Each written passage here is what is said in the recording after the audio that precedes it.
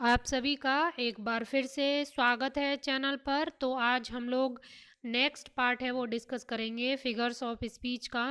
20 question है वो पहले किए जा चुके हैं, हम प्लेलिस्ट में जाके देख सकते हैं। कल जो वीडियो मैंने अपलोड किया था तो उसमें कुछ लोगों को मतलब वॉइस की प्रॉब्लम है वो थी, तो इसलिए उसको मैंने प्राइवेट कर दिया। आज फिर से मैं उसको अपलोड कर रही हूँ। कोशिश कर रही हूँ कि वीडियो एकदम से सही हो। थोड़ा तबीयत ख़राब थी इसीलिए थोड़ा आवाज़ थोड़ी कम आ रही है, लेकिन हो जाएगी 2-1 दिन में सही। तो चलिए शुरू करते हैं। पहला प्रश्न है आज के लिए, which figure of speech has been used in the following line. तो जो लाइन दी है यहाँ पर, इसमें कौन सा फिगर ऑफ स्पीच है? ओ वर्ड, ओ लाइफ, ओ टाइम। तो यहाँ पे देखिए किसी भी चीज़ को संबोधित करते हुए दिखाई दे रहा है लेखक। ओ वर्ड, ओ लाइफ, ओ टाइम। और यहाँ पे जो एपोस्ट्रॉफी चिन्ह है ये भी लगा है, तो सॉरी एक्सक्लेमेटरी चिन्ह है ये भी लगा है। तो ये आपको ध्यान रखना है कि ये चिन्ह जहाँ पे हो और किसी चीज़ का संबोधन हो और कॉमा भी लगा हो और संबोधन हो तो वहाँ पे एपोस्ट्रॉफी होता है। ऑप्शन सी यहाँ पे करेक्ट आंसर हो जाएगा। नेक्स्ट क्वेश्चन देखते हैं। There rolls the sea where grows the tree, O earth what changes has thou seen. The figure of speech used in these lines. तो इस इन लाइन में कौन सा फिगर ऑफ स्पीच है वो यूज़ हुआ है? तो ध्यान देना। देखिए ओ अर्थ, यहाँ पे अर्थ को संबोधित करता हुआ दिख रहा है लेखक, तो यहाँ पे आपका एपोस्ट्रॉफी हो जाएगा ऑप्शन ए। नेक्स्ट है hail smiling morn, the figure of speech is used here. तो यहाँ पे हेल को संबोधित करता हुआ दिखाई दे रहा है, तो यहाँ पे एपिस्ट्रॉफी होगा। वैसे ऑप्शन भी देख लेते हैं आगे, लेकिन राइट आंसर यहाँ पे एपिस्ट्रॉफी ही होगा, ऑप्शन ए। नेक्स्ट है question number 24, exalt O shores and ring O bells. तो यहाँ पर भी लेखक संबोधित करता हुआ दिखाई दे रहा है और यहाँ पे भी एपोस्ट्रॉफी होगा, ऑप्शन ए। नेक्स्ट क्वेश्चन है dear come near and fear not an example of. तो यहाँ पर देखिए एग्जाम्पल है एजोनेंस का। Dear come fear not, dear come near and fear not. तो यहाँ पे जो वॉवल साउंड है वो रिपीट होते हुए दिखाई दे रहे हैं, वॉवल वर्ड और वॉवल साउंड, तो इसलिए यहाँ पे एजोनेंस हो जाएगा। नेक्स्ट है the repetition of similar vowels in the stressed syllables of successive word is. तो इसको क्या कहते हैं? जहाँ पे सिमिलियर वॉवल्स हैं वो सक्सेसिव वर्ड्स में यानी कि क्रमिक रूप से प्रत्येक शब्द में रिपीट होते हुए दिखाई देते हैं, तो वहाँ पे एजोनेंस होता है। ध्यान रखना है, सिमिलियर वॉवल है वो सक्सेसिव वर्ड में रिपीटेड होते हुए दिखाई देते हैं, तो वो होता है एजोनेंस। नेक्स्ट है in which figure vowel sound are repeated. तो यहाँ कौन सी फिगर ऑफ स्पीच है जहाँ पे वॉवल साउंड्स हैं वो रिपीट होते हैं, तो वो भी हो जाएगा एजोनेंस। तो दो चीज़ें एजोनेंस में होती हैं, वॉवल वॉवल जो लेटर्स हैं और वॉवल साउंड्स हैं, ये दोनों रिपीट होती हुई दिखाई देती हैं, तो यहाँ पे एजोनेंस हो जाएगा। The other name of anti climax is. तो एंटी क्लाइमैक्स का दूसरा नाम क्या होता है? एंटी क्लाइमैक्स का दूसरा नाम होता है बेथोस। एंटी क्लाइमैक्स का क्या होता है कि जो जैसे कि कोई लैडर है, तो ये एंटी क्लाइमैक्स क्लाइमैक्स का उल्टा होता है, अपोजिट होता है। तो क्लाइमैक्स में होता है लैडर यानी सीढ़ियों को क्रमिक तरीके से चढ़ते जाना निम्न से उच्च स्तर की तरफ, और एंटी क्लाइमैक्स क्या होता है? उच्च स्तर से निम्न स्तर की तरफ बढ़ते जाना और एक ल्यूडोक्रियस इफेक्ट है उसको दर्शाना, यानी बहुत ही एक हास्यास्पद जो उसमें सेंस है वो दिखाई देता है। नेक्स्ट है question number 29, a sudden and ridiculous descent from the exalted to the commonplace and ordinary, especially when a writer striving for the noble or pathetic achieves the ludicrous. This is the best description of a term. This term is। तो ये कौन सा term है? जैसा कि मैंने पहले प्रश्न में आपको बताया, यह है बेथोस। ये एंटी क्लाइमैक्स के बारे में दिया है। देखिए यहाँ पे दिया है सडन एंड रिडिकुलस डिसेंट, यानी अचानक और एक रिडिकुलस डिसेंट, यानी जो गिरावट है, अवतरण है वो दिखता है, और ये कॉमन प्लेस से ऑर्डिनरी प्लेस की तरफ बढ़ता हुआ दिखाई देता है, उच्च स्तर से, और यहाँ पे एंटी क्लाइमैक्स होता है। नेक्स्ट क्वेश्चन है 30, it is a grammatical term which refers to the inversion of word order from one clause to another clause. तो यहाँ पर यहाँ पे पूछा है कि ग्रामेटिकल टर्म जो कि इन्वर्जन दिखाते हैं, यानी कि क्रॉस ओवर दिखाते हैं, तो वो कौन सा फिगर ऑफ स्पीच हो जाएगा? तो ये हो जाएगा क्यासमस, option C.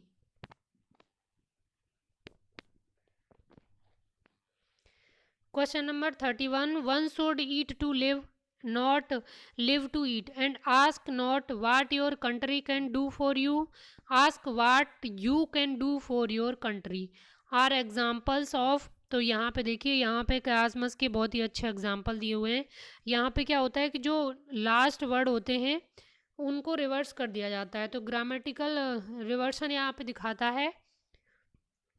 Eat to live को लिव टू ईट कर दिया है, जैसे ask not what your country can do for you, और इसको उल्टा कर दिया है what ask you can do for your country.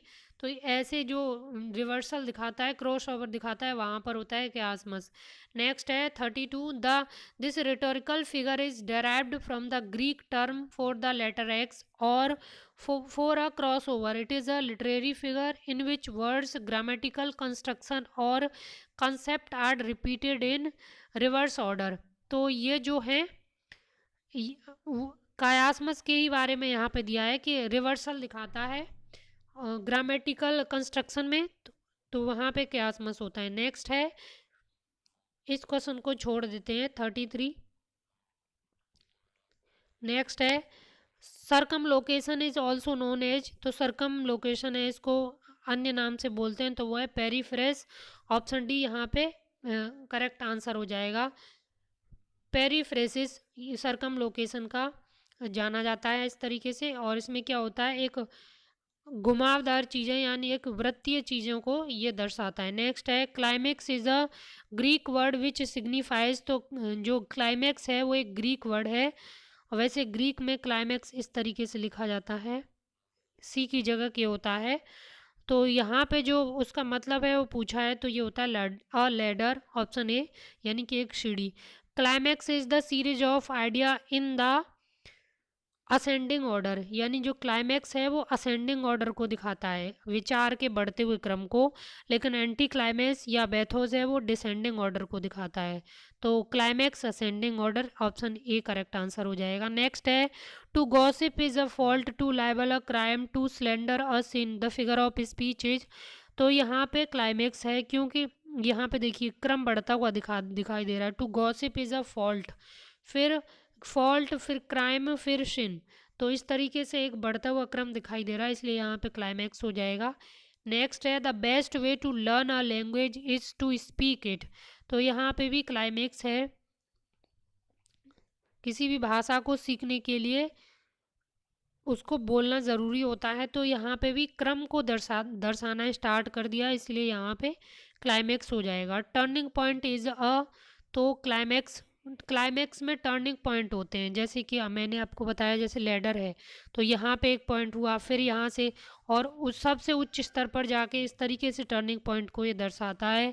It is an inoffensive or indirect expressions, it is substituted for one that is considered offensive or too harsh, for instance someone is no more, it is known as, तो देखिए यहाँ पे क्या है कि जो बहुत harsh word होते हैं उसको कम हार्श करके दर्शा देना, बिल्कुल एक जनरल भाषा में आप समझ लीजिए कि कोई बहुत ख़राब चीज़ है, बहुत दुखदाई है, और लेकिन ऐसे शब्दों में उसको बोल देना कि वो इतनी बुरी ना लगे, तो वहाँ पे होता है यूफेमिज्म, ऑप्शन डी, यानी अनप्लेजेंट थिंग को प्लेजेंट तरीके से दर्शा देना। John is a euphemism for, तो यहाँ पे जो वर्ड है ये किसके लिए प्रयोग हुआ है, और ये यूफेमिज्म का एक एग्जाम्पल है। करेक्ट आंसर यहाँ पे हो जाएगा gods bounds, option D. Next है speech is silver but silence is gold, तो ये एपिग्राम है, ऑप्शन ए करेक्ट आंसर हो जाएगा एपिग्राम।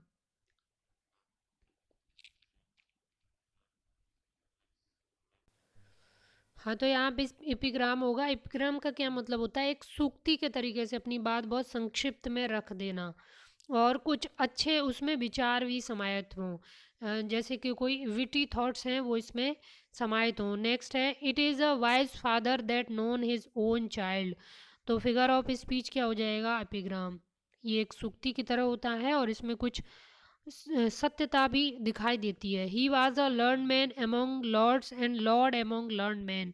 तो यहाँ पे भी इपिग्राम होगा। ये एग्जाम्पल बस आपको याद कर लेने हैं, और एक बार एग्जाम्पल याद हो जाएंगे तो काफ़ी चीज़ें आपके लिए एकदम क्लियर हो जाएंगी। एपिग्राम इज अ, तो एपिग्राम क्या होता है? A brief saying that ends in a witty turn off thoughts. तो ये एक बहुत ही संक्षिप्त सूक्ति की तरह होता है, जो कि विटी टर्न ऑफ थॉट्स के द्वारा एंड होता है, यानी कि उसमें कुछ बात ऐसी होती है जो कि सत्य प्रतीत होती है। एपिग्राम में जो short witty statement in verse or prose, it may be complimentary, satiric or aphoristic. It is defined as a dwarfish whole. It's a body, brevity, and wit its a soul who defined epigram in this manner. तो ये Coleridge ने इस तरीके से epigram को describe किया है। Next है, what is the figure of speech in which statement is made emphatic by over statement. तो ये होता है हाइपरबोल, यानी कि बहुत ही अत्यधिक किसी बात को बढ़ा चढ़ा करके बता देना, तो वहाँ पे होता है हाइपरबोल। हाइपरबल।